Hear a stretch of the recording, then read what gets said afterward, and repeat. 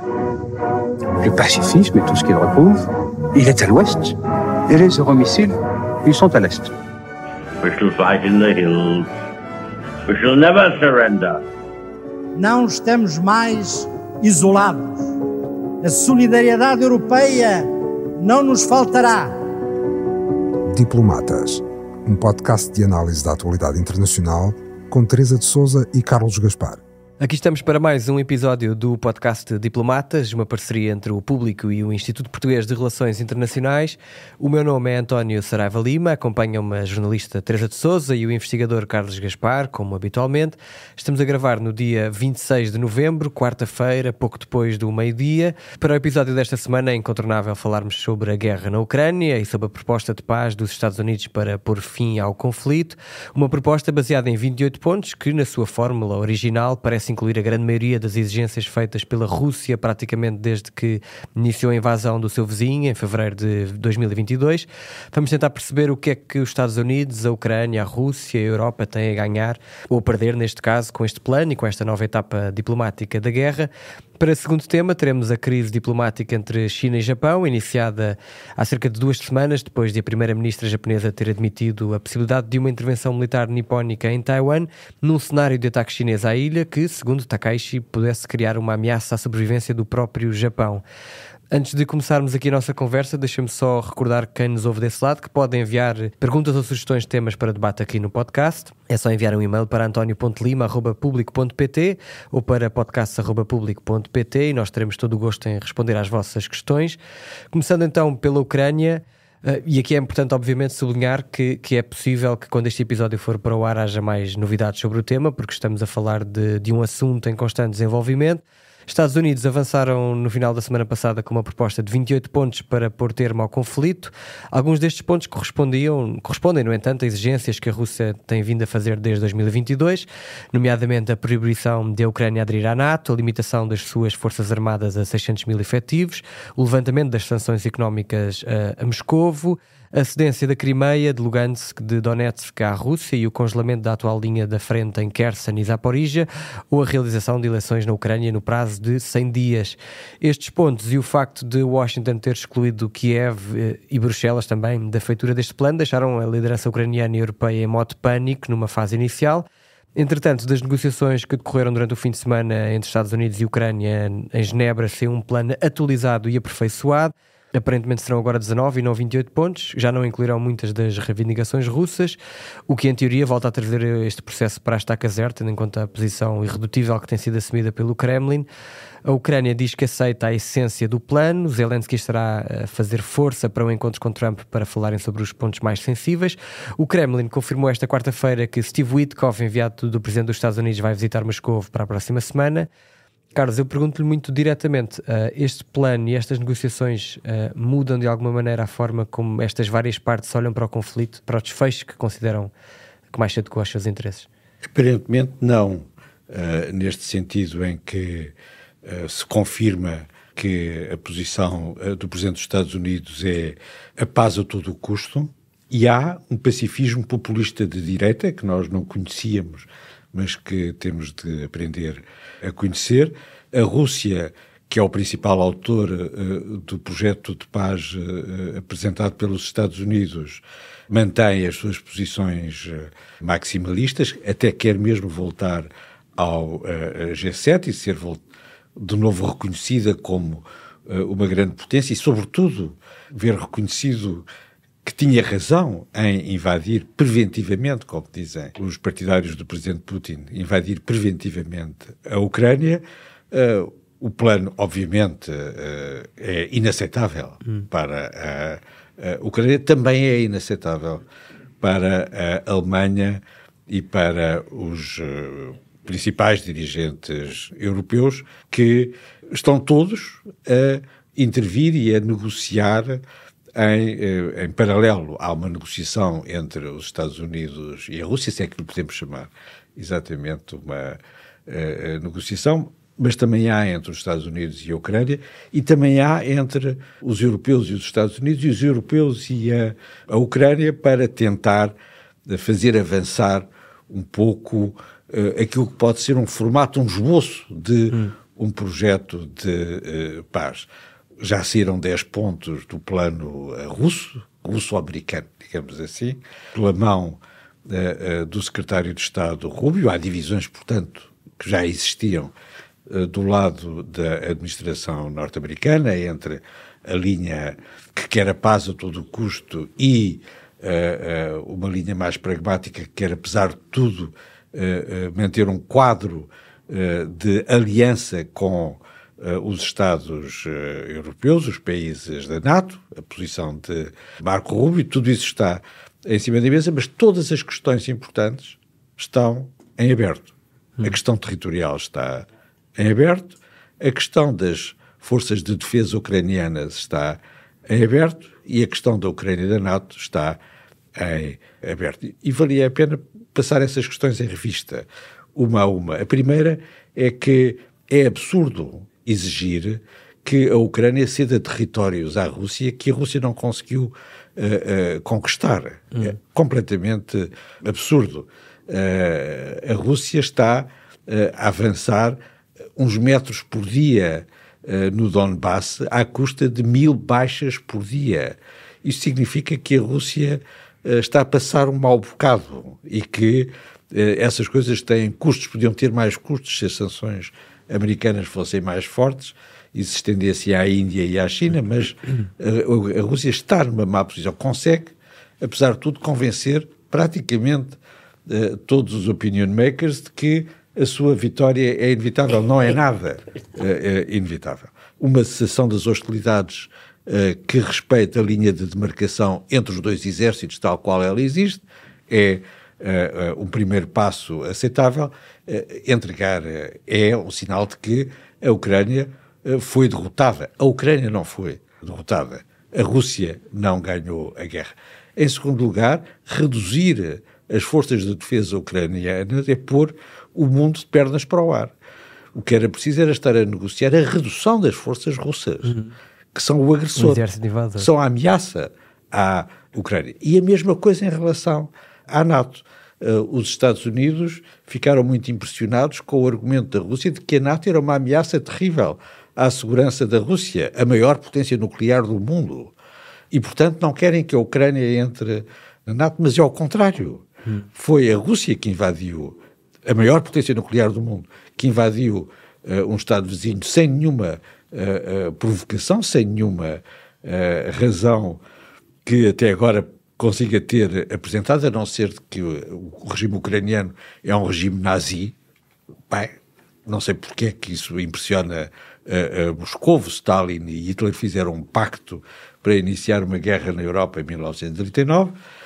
A Ucrânia, a única garantia de segurança válida, credível, que a Ucrânia pode ter é entrar na NATO. Aliás, no tempo do presidente Biden, eram esses os termos que estavam em cima da mesa. A Ucrânia aceitava o status quo territorial, não é? Aceitava que, de facto, tinha tido perdas territoriais relativamente importantes no Donbass, em Zaporizhia, em Kherson e por aí fora, mas entrava na NATO.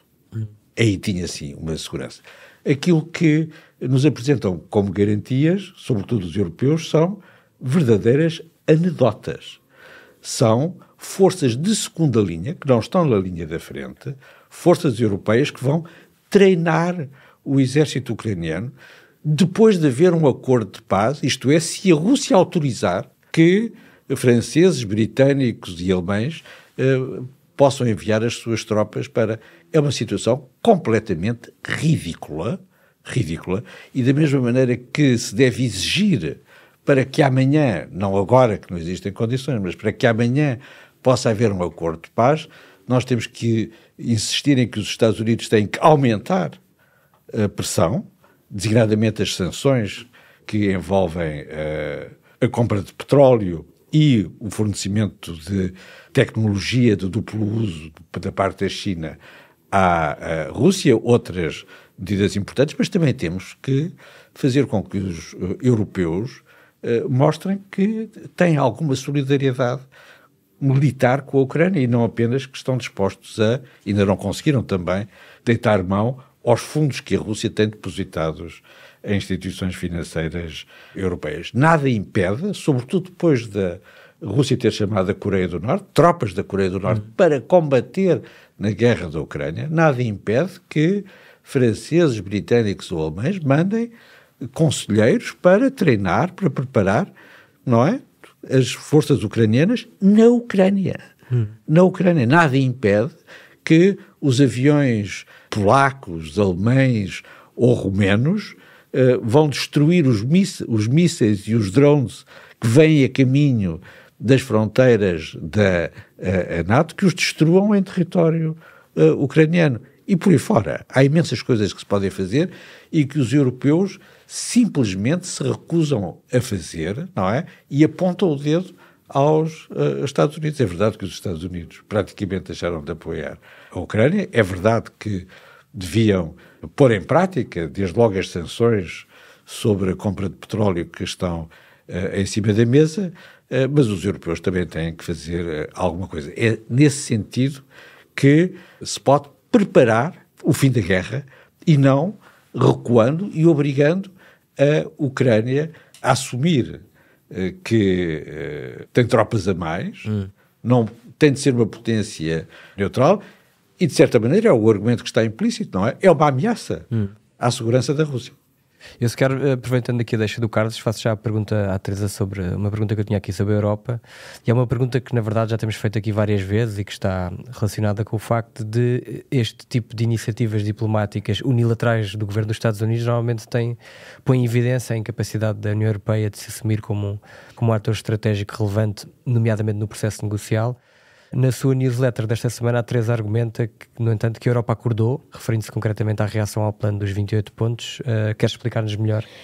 A Europa acordou quando leu os 28 pontos e eu mantenho essa afirmação que fiz na newsletter, contrariando um pouco o Carlos nesta matéria, e acordou porque aquele plano de 28 pontos, como o Carlos explicou, era a absoluta rendição da Ucrânia e um prémio extraordinário para uma invasão que altera as fronteiras da Europa. Se a Europa, pela força, se a Europa não acordasse com os 28 pontos, podíamos estar todos a pensar em migrar para Marte ou para um sítio qualquer. Acordou, moveu-se, sobretudo os seus 3 países principais, a França, eu quando digo Europa digo mais que a União Europeia, inclui o Reino Unido também, obviamente é uma peça fundamental. A Europa acordou, os seus 3 países que lideram a coligação de vontades e que lideram de alguma maneira as posições europeias, trataram de agir também nos bastidores. Há às vezes pequenos pormenores que parecem insignificantes, mas que têm alguma relevância. O Reino Unido, a França e a Alemanha enviaram para Genebra os seus principais negociadores em termos de defesa e segurança, entre os quais o celebérrimo, claro que a maior parte das pessoas não se lembra dele, mas o celebérrimo Jonathan Powell, que é hoje o Conselheiro Nacional de Segurança, num esquema parecido com o americano, do primeiro-ministro britânico, e que foi o grande negociador e o chefe de gabinete Tony Blair e o negociador da paz da Irlanda. É um homem com uma experiência enorme e com posições perfeitamente firmes e claras sobre o que está em jogo nesta guerra e neste alegado processo de paz. A Europa teve outra vitória quando conseguiu, que não se deve só a ela, deve-se àquilo que se passa internamente nos Estados Unidos, quando conseguiu que Marco Rubio, secretário de Estado norte-americano e Conselheiro Nacional de Segurança de Trump, também estivesse presente ativamente na reunião de coligação de vontades que aconteceu ontem. Era uma coisa que não acontecia há algum tempo, e com Marco Rubio, como se viu nestes 3 dias alucinantes de negociações de um eventual acordo de paz para a Ucrânia, Marco Rubio ganhou uma importância na gestão da estratégia americana que não tinha antes, e isso é muitíssimo relevante. Marco Rubio não é só um profissional, sabe o que está, um político profissional, sabe o que está a fazer, ao contrário da maior parte da administração Trump, e, sobretudo, é um falcão, não só em relação à China, mas também em relação à Rússia, numa tradição que se aproxima mais da velha estratégia republicana. Só para sublinhar um ponto que me parece muito importante, que o Carlos frisou, e que é o seguinte: a Rússia levou 1 ano para conseguir entrar em Petrovsk. 1 ano. A imprensa europeia e americana diz: os russos conquistaram Petrovsk, é uma vitória extraordinária. Primeiro, ainda não conquistaram, isto é simbólico. A primeira ainda não conquistaram, a segunda levaram 1 ano para conquistar, com as tais 1000 baixas por dia que têm tido atualmente na Ucrânia. A Rússia atravessa uma situação económica tão difícil neste momento que os assessores de Putin estão a ver se encontra uma fórmula de aumentar os impostos aos cidadãos russos, sobretudo para financiar a guerra, especificamente, tentando dizer que a culpa não é do Putin, que adora os russos, é do Ocidente.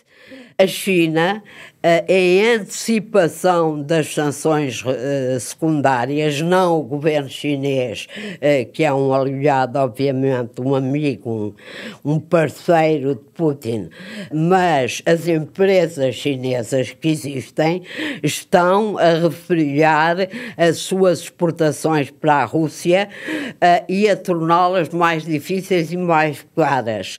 O Instituto de Estudos da Guerra Britânico acompanha estas coisas com uma enorme minúcia, como sabemos, diz que a Rússia, para conquistar o resto do Donbass, ao ritmo que tem avançado atualmente, só em finais de 2027.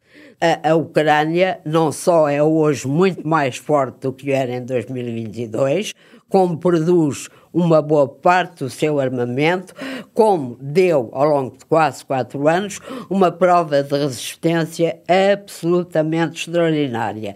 Olhar para este quadro e dizer que é o momento para se ter de aceitar a paz, porque a Rússia está a ganhar e a Ucrânia a perder, é verdadeiramente um absurdo. E só graças à propaganda do Kremlin e ao facto do presidente americano ser um homem que só tem 2 preocupações na vida: fazer negócios e ficar na fotografia, não tem qualquer outra ideia sobre o que quer fazer a não ser usar a força dos Estados Unidos para impor a sua vontade. Dizer que neste quadro a Europa não agiu, a Europa agiu, apresentou um plano alternativo aos 28 pontos, que teve como objetivo não ser o plano negocial, até porque não estava na mesa das negociações, só estava Marco Rubio e a delegação ucraniana, e Marco Rubio disse sempre que queria uma negociação bilateral. Apresentou um plano que teve um objetivo claro: dizer aos americanos e aos russos quais eram as linhas vermelhas da União Europeia.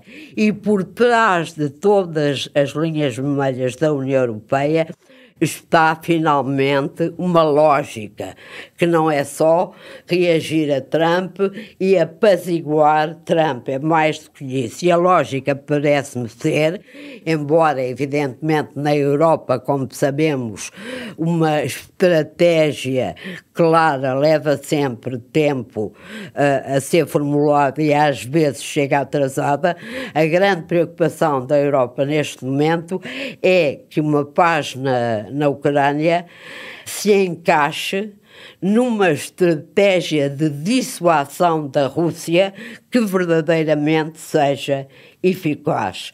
E essa estratégia não é fácil de alcançar, por razões que nós sabemos. O quadro europeu e internacional com Trump mudou completamente. O que é aqui difícil é encontrar essa estratégia quando as condições geopolíticas mudaram radicalmente, a NATO não é tão fiável como já foi do ponto de vista da Europa e está enfraquecida graças a Trump. A política internacional, a estratégia norte-americana sofreu uma reviravolta de 180 graus e já não assenta na preocupação da estabilidade internacional e do respeito pela Carta das Nações Unidas. Isso, evidentemente, é um desafio tremendo para a União Europeia e a Europa, evidentemente, ainda não encontrou a fórmula e precisa de encontrar rapidamente de adaptar-se a esta nova realidade geopolítica. Podemos dizer, como é fácil dizer, que é tudo muito lento, é tudo muito vago. O Carlos tem toda a razão quando diz que a capacidade militar da Europa por si própria podia fazer muito mais na Ucrânia. Vamos ver se faz ou não faz. Eu tenho alguma esperança em Starmer e em Macron e numa atitude completamente diferente da Alemanha. Vamos ver o que é que isto dá, mas apesar de tudo a Europa percebeu que estava com aqueles 28 pontos, por isso é que eu digo que foram um sinal de alarme perante uma situação que a deixava, em termos de defesa e segurança, perfeitamente numa situação crítica e reagiu em conformidade. Vamos ver o que acontece agora. O que era mais agradável de acontecer era que pudesse haver uma nova fuga do encontro que Witkoff, o emissário de Trump, vai ter no Kremlin nos próximos dias, porque aí tínhamos o quadro total da situação. Não sei se quem organizou brilhantemente esta fuga, que descredibiliza totalmente o emissário Trump e a própria Casa Branca, pode acontecer ou vai alguma vez acontecer. Vocês falaram aí dos custos que a guerra tem tido para a Rússia e dos poucos avanços que têm sido alcançados. Nesse sentido, eu perguntava ao Carlos em que é que este processo negocial favorece os objetivos estratégicos da Rússia, tendo em conta que a Rússia pretende continuar com a sua invasão. Eu julgo que a Rússia não tem ilusões sobre o processo negocial. Para a Rússia, como aliás resulta da nossa leitura das escutas, das conversas entre os emissários do presidente Putin e do presidente Trump, para a Rússia, para a diplomacia russa, para a estratégia da Rússia, o processo de paz é importante em si mesmo, porque mantém os aliados divididos e mantém uma pressão constante dos Estados Unidos, e espero que não também dos europeus, sobre os dirigentes ucranianos, que é completamente ilegítima, sobretudo do lado dos dirigentes europeus. Nós ainda não sabemos bem o que é que se passou na negociação paralela em Geneve com os conselheiros de segurança nacional europeus, mas vamos saber com certeza, talvez as escutas dos russos nos venham agora dar mais informação. A Rússia não quer a paz, a Rússia quer a Ucrânia. A Rússia quer destruir a Ucrânia, quer, em primeiro lugar, reduzir a Ucrânia conquistando não apenas o Donbass, mas toda a fachada da Ucrânia para o Mar Negro, a redução da Ucrânia a um território sem acesso ao mar torna-a extremamente dependente do ponto de vista económico e não apenas energético da economia russa e da boa vontade da Rússia, e numa fase seguinte essa dependência vai tornar possível que a Ucrânia seja uma segunda Bielorrússia e se integre dentro da grande nação do novo Império Russo. É isso que a Rússia quer e já foi longe demais para poder recuar. Isso não impede que a Rússia possa aceitar, a certa altura, uma pausa na execução da sua estratégia. Isso pode acontecer quer por razões diplomáticas, quer pelos custos que me parecem pesados, cada vez mais pesados, da guerra. Nós sabemos que a guerra é praticamente insustentável para a Ucrânia, é praticamente insustentável para a Rússia também, desse ponto de vista. Aliás, o número de baixas, tipicamente, numa ofensiva, o número de baixas é muito maior para quem está a dirigir uma ofensiva do que para quem está em posições defensivas, mas, efetivamente, não é? 1000 baixas por dia para avançar uns metros na frente do Donbass parece pesado.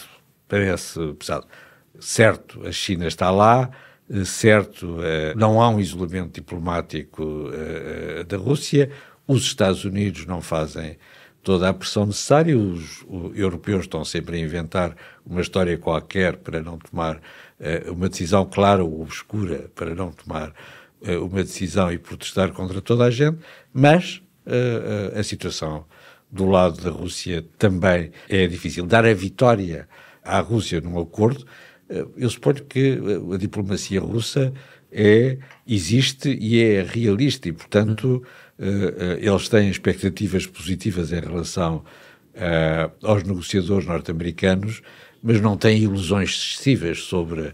E não pode haver, a partir do momento em que os Estados Unidos cessaram praticamente o seu apoio militar à Ucrânia e financeiro à Ucrânia, não pode haver uma negociação sem os europeus. É nesse sentido que o chanceler Merz se exprimiu ainda hoje de manhã no Bundestag, a dizer que não aceita a capitulação da Ucrânia e a Alemanha não aceita que a Ucrânia perca a sua soberania e que os europeus não são um peão dentro deste jogo, são um ator estratégico soberano, é a expressão dele. Agora tem que mostrar que efetivamente é assim. Na última versão, o presidente Zelensky quer ir outra vez a Washington, levando os dirigentes europeus para aqueles seminários tutelados. Não pode ser. Não pode ser. Nós temos que restaurar um mínimo de regras e de decência nas relações entre os Estados. É difícil, eu sei, com esta administração norte-americana, mas parece-me indispensável. Acho muito bem que haja uma cimeira formal que envolva estas pessoas. Agora, sentarem-se todos à volta do presidente dos Estados Unidos não é uma demonstração de que a Europa é um ator estratégico soberano. Não pode ser assim. Vamos passar agora ao nosso segundo tema. China e Japão estão de costas voltadas, está em curso uma escalada de tensão entre os dois vizinhos asiáticos. Tudo começou quando Sanae Takaichi, a nova primeira-ministra japonesa, que vem da ala nacionalista do LDP, admitiu uma intervenção das forças de autodefesa do Japão num cenário de ataque da China contra Taiwan. Em relação a Taiwan, estamos a falar de um território com 23 milhões de habitantes, que é governado de forma autónoma desde 1949 e que é líder no setor dos semicondutores, mas que Pequim e o Partido Comunista Chinês consideram que é parte integrante da República Popular da China e, nesse sentido, tratam quaisquer referências de outros governos a Taiwan como uma interferência nos assuntos internos chineses. A China respondeu ao Japão, estendeu os exercícios militares que está a realizar no Mar Amarelo até dezembro, aconselhou os seus cidadãos a não visitarem o Japão e anunciou a suspensão da importação de marisco japonês. Entretanto, o Ministro da Defesa do Japão confirmou que o plano para posicionar mísseis terra-ar na ilha japonesa mais próxima de Taiwan, Yonaguni, a cerca de 100 km, vai mesmo avançar. Pequim acusa Tóquio de estar a provocar um confronto militar. Carlos, uma das principais missões do governo taiwanês e da sua diplomacia já há muitos anos tem sido de alertar a comunidade internacional para o seu isolamento diplomático e principalmente para esta possibilidade de a China poder invadir o seu território a curto prazo. Eu pergunto se o facto de o Japão se ter atravessado com este apoio, independentemente de nós depois podermos achar ou não que Takaishi fez isto de forma assumida ou não, mas pergunto se este apoio não deixa Taiwan numa posição relativamente mais confortável, tendo em conta que estamos a falar de uma das principais potências da região que no fundo está a dizer presente, não é? Certamente. Uma das principais potências que ocupou e governou Taiwan desde o fim do século XIX até 1945 e que, obviamente, é, entre as potências regionais, a única que está em posição de defender Taiwan de uma invasão chinesa e que assumiu, por uma declaração inédita, sem precedentes, do primeiro-ministro japonês, que a invasão chinesa de Taiwan é uma ameaça existencial para a segurança do Japão.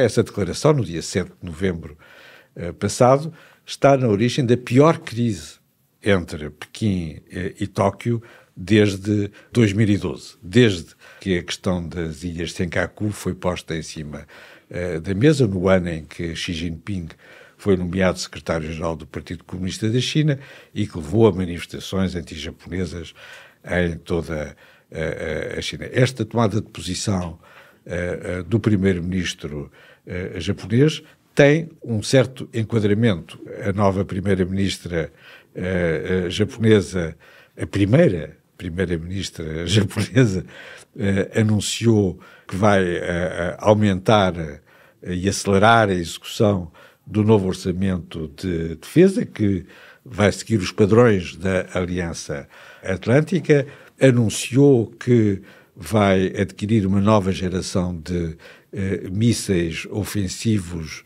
mísseis de cruzeiro norte-americanos, para se defender da pressão estratégica da China, levantou a possibilidade de admitir o estacionamento de armas nucleares norte-americanas no Japão e depois, para completar essa viragem na política japonesa, que está a ser preparada há vários anos, assumiu que o Japão tem responsabilidades estratégicas na defesa de Taiwan. Aliás, a última versão dos acordos entre os Estados Unidos e o Japão já admitem um alargamento das responsabilidades do Japão para lá do espaço territorial do japonês no quadro da aliança entre Tóquio e Washington. É evidente, como é evidente, a parte chinesa reagiu com uma grande veemência. Primeiro, Wang Yi, o ministro dos Negócios Estrangeiros e membro do Bureau Político, denunciou a ressurgência do militarismo japonês e disse que o Japão tinha passado uma linha vermelha quando admitiu intervir no caso de uma invasão chinesa de Taiwan.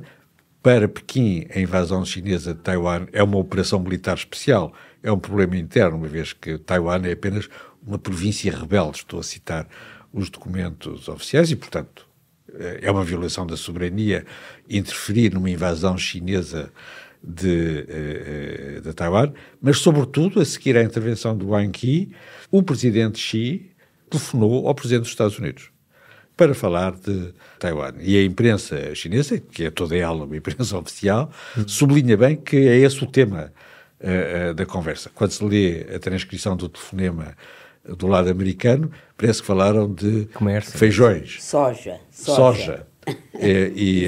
Não há nenhuma menção nem a Taiwan, nem à Ucrânia, mas na transcrição chinesa está lá Taiwan E, desde o telefonema, o presidente Trump, aliás, telefonou à primeira-ministra japonesa para a pôr ao corrente daquilo que se estava a passar. Portanto, a ligação está feita, a questão está tratada ao mais alto nível, o que indica bem a seriedade desta crise.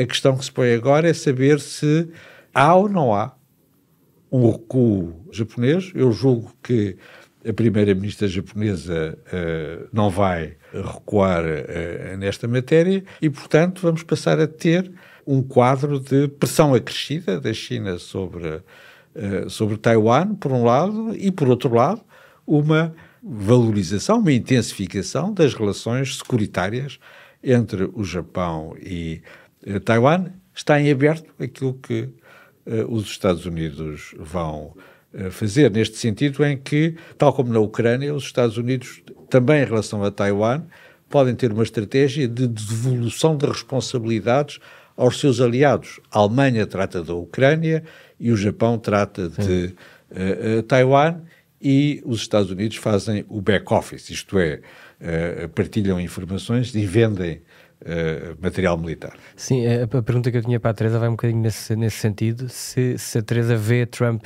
a fazer o que Biden fez, por exemplo, que foi Biden admitiu que os Estados Unidos poderiam intervir militarmente em apoio a Taiwan. Exatamente, fez o mesmo que a primeira-ministra japonesa. Mas foi corrigido pelos seus assessores, mas ele voltou a dizê-lo. Exato, mas nestas coisas a palavra do presidente fica lá, sejam quais forem as...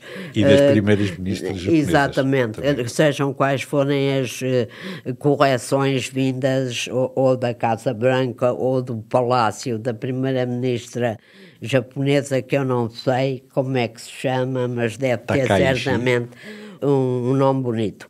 Como o Carlos estava a dizer, o enquadramento para este endurecimento, esta revisão da doutrina de segurança, estratégica de segurança do Japão, é, em primeiro lugar, a força que a China tem conseguido nos últimos tempos, inclusivamente em termos militares, ganha força todos os dias, a todas as horas, e, evidentemente, há alguma desconfiança que é comum a todos os aliados dos Estados Unidos sobre a fidelidade de Trump aos compromissos de defesa que os Estados Unidos têm com os seus aliados, que, por exemplo, em relação à Ucrânia, já se viu qual é, não é nenhuma.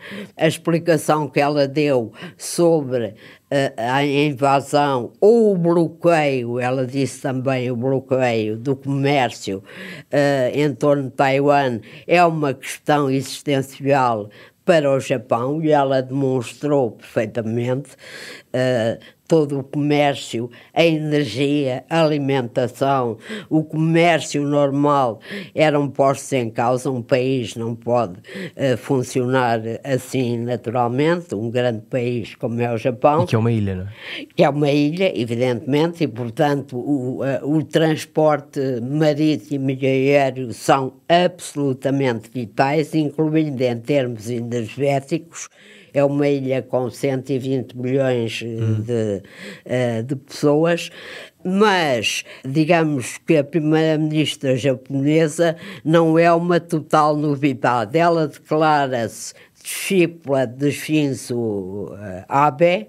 Foi Shinzo Abe, em 2015, que governou o Japão de 2012 a 2020, que iniciou no Japão a revisão da doutrina estratégica de segurança do Japão, abrindo a hipótese daqueles 3 nãos: não produzir armas nucleares, não possuir armas nucleares, não permitir que armas nucleares de outros países estejam em território japonês, que é uma Temos de lembrar que o Japão foi o único país do mundo que sofreu com 2 bombas atómicas. Há um trauma profundo no Japão ainda hoje em relação ao nuclear. Foi ele que começou a rever a doutrina. Ela considera-se uma herdeira, uma discípula de Shinzo Abe.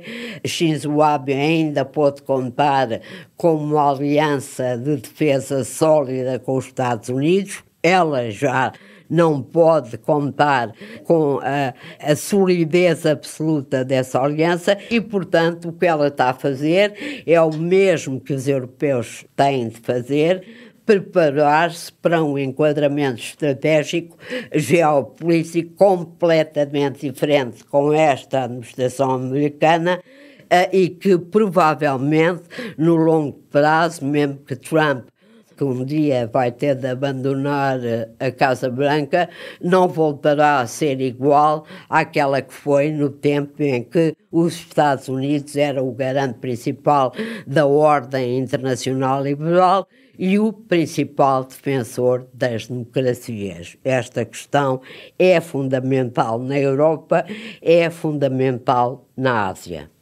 Muito bem, chegamos ao fim do nosso tempo. Muito obrigado aos dois por esta conversa e um agradecimento especial aos nossos ouvintes. Se ainda não o fizeram, subscrevam e avaliem o Diplomatas nas vossas plataformas favoritas de podcast. Nós estaremos de volta para a próxima semana com mais um episódio. Até lá. O podcast Diplomatas é uma parceria Público-IPRI, Instituto Português de Relações Internacionais.